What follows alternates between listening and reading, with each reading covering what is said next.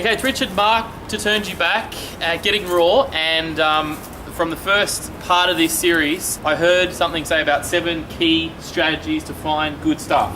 Absolutely. So the people that I guess do not want to go through the recruitment process at this stage can use your knowledge and your experience to find these staff. So what are the 7 keys? Tell me number 1. Okay, I think number 1 is definitely the service. Okay. What is that particular team member, rather than staff member, team member going to offer your client?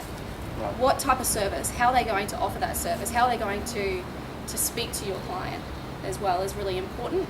And I think by having some type of unique type of service as well is definitely beneficial to your business. Okay, service. Service is number 1. Great, number 2. Number 2 is delivery. So again, that comes off from service. So the customer service communication skills. How to answer the phone correctly. You know, right from that point to how to close maybe on a sale, depending on the type of role that they're in. How to keep that relationship ongoing. You know, little things like making sure that you call them 3 days later. You know, if you don't call within those 3 days or those 48 hours, then people sort of tend to forget what you've done or what type of service you're offering them. So I think that's really important. What type of delivery that team member is going to offer. And delivery, we're meaning delivery as in that's actually in their mindset, or we have to train that delivery? Is that what you're talking about? We have to train that person to how to deliver properly? Yeah, absolutely. I think initially you've got to learn the product of what you're trying to offer. Yep. But the delivery is something that it's inbuilt, isn't it? Absolutely. It's like your personality. Great. Yeah, okay, absolutely. That's a good one to put up. Yeah. Number 3. Number 3 is sales. So in terms of sales, how confident are they skills that they're trying to relay to about the product? You know, how much can they obtain about the product knowledge and be able to sell that in a way that is not so textbooks?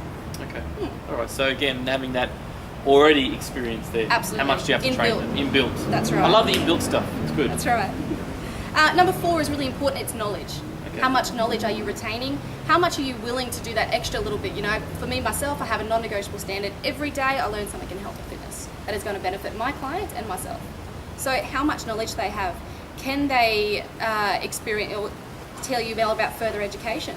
Is there something depending, else obviously, knowledge if they're sales or knowledge if they're a personal trainer? Absolutely. You know, you've got fitness knowledge as well, and then you've got the sales knowledge as well. Excellent. What are we up to now? Number 5. 5. Okay. Number 5 is personality.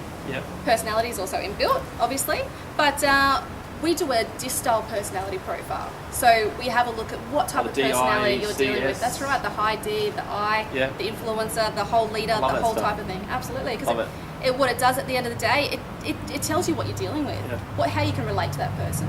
You know, and personality is absolutely important, and it's a bit like life skills. How do you do that DISC profile? Where do you find that? Can you Google that sort of stuff? Yeah, of course. You've got free DISC personality profiles online, or you can go through right to the full reports and pay. It's very. But you guys, in your service, you offer that sort of stuff. That's right. We do all that for you. Yeah. That's very interesting. I love the DISC. Okay, is number 7? Number 7. 7. Sorry, number 6. 6. Number 6 is processes. Processes. So we want to see the processes in action. That's really important as well. What are their strengths? What can they bring to your business? And how creative are they? How creative are they in their process? Everything has a process to it, and it leads you to the end result. Okay. Give me another example about that, though. I guess when you're going through adapting another client. So from my background, personal training. So the first process that I would do is sit down and have a half an hour conversation with them, a consultation, get to know them. You know, that is part of the sales process, but it's also another process of how you're going to retain that client as well. Setting up some goals with them too is really important. All right. That's good. Part of the I process. like that one. I never thought that one. That's good. And the last one, productivity. The big Productivity, one. That's right. How do you plan? How do you program? How do you get your clients and yourself in your environment to be able to achieve your goals? You know, you don't train your client just for that half an hour or the hour session that you're doing. What's past that? You know, what's your 3-month goal? What's your short, medium, and long-term goal for them? And what's it for yourself and your business? Okay, it's their goals as well. Absolutely. Yeah, that's right. I think goals are a big thing. If you start becoming in the business, then they've got all the 6 and they don't have the 7th one, and next week they want to have a baby or something, or they want to go overseas. That's right. It's all gone. That's right.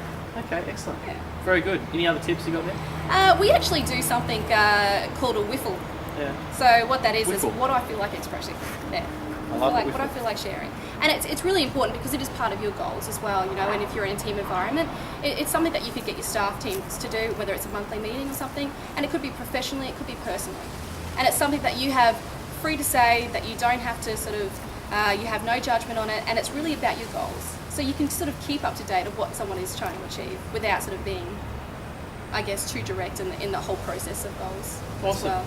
Well, you got 7 steps, 7 strategies, 7 key strategies to get the right staff for your team. If it's personal trainer, sales, CEO, you can use those. Otherwise, they can give you a contact. But thanks a lot. Pleasure. Thank you. No worries.